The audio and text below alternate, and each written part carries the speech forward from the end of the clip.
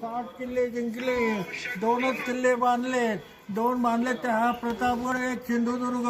पहिला किल्ला घेतला तो तोरणा गड आला, पण शिव गेला तानाजी मालुसरे, 80 वर्षाचा म्हातारा.